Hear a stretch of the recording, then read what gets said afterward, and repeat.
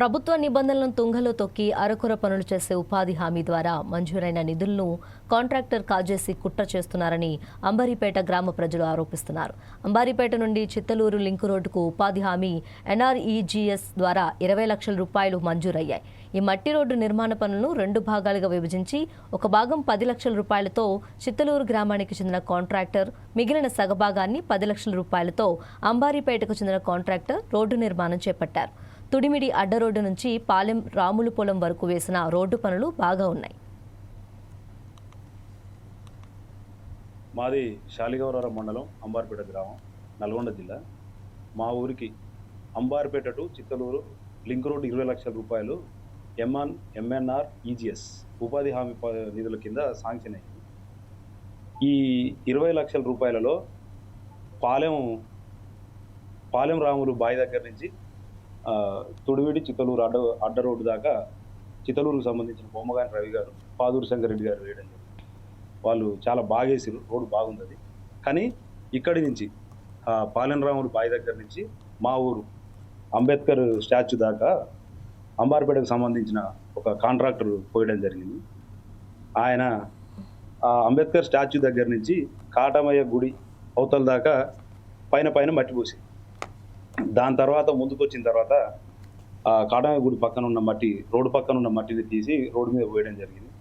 దాని ముందు అక్కడి నుంచి ఈ రోడ్డు ఇంత ముందుకు ఎట్లుండేదంటే మధ్యలో కొంచెం స్లోప్ ఉండేది. ఇక్కడ ఈ సైడ్ ఆ సైడ్ గడ్డలు ఉండేది.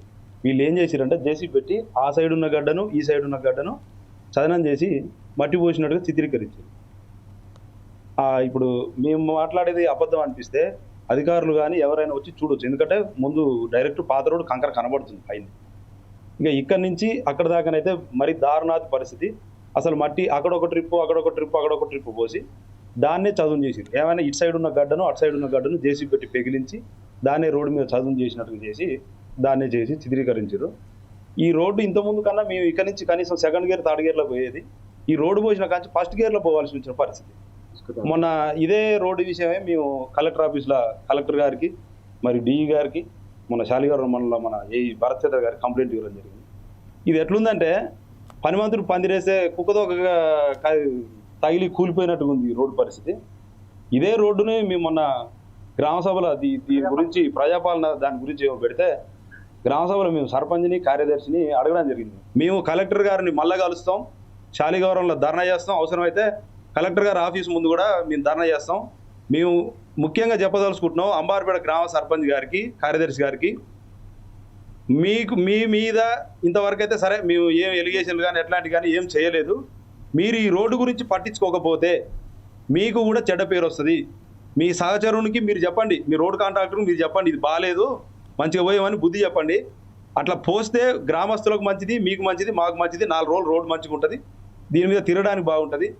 కానీ మరీ ఇట్లా 2 లక్షల రూపాయలు ఖర్చు పెట్టి 8 లక్షల రూపాయలు నొక్కేసే ప్రయత్నం చేస్తే మాత్రం గ్రామ ప్రజల ఆగ్రహానికి గురికాక తప్పదని మీ మీడియా ముఖంగా చెప్పదలుచుకుంది.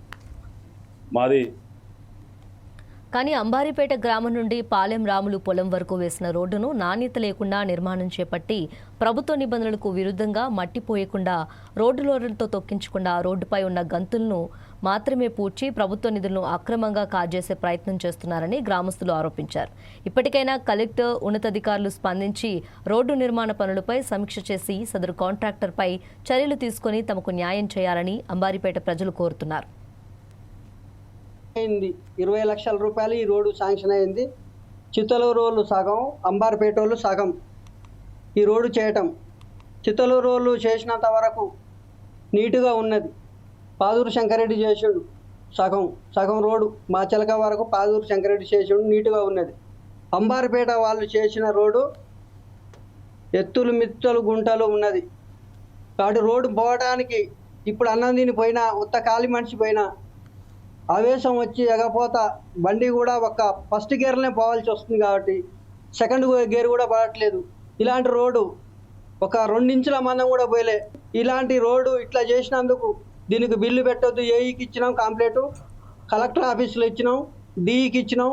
కాబట్టి దీని మీద మంచిగా చొరవ తీసుకొని ఇక్కడ ఈ రోడ్డును మంచిగా చిత్తలూరు రోడ్డు ఎలాగున్నదో అలాగా చేసేటట్టు చేస్తేనే బిల్లు చేయాలి. లేకపోతే మేము ఎంత దూరమైనా సీరియస్ తీసుకుని కలెక్టర్ ఆఫీస్ పోయినాం. ఇంకా ఎంత దూరమైనా సీరియస్ తీసుకొని ముందుకు కొనసాగుతాం. అయింది 20 లక్షల రూపాయలు ఈ రోడ్డు.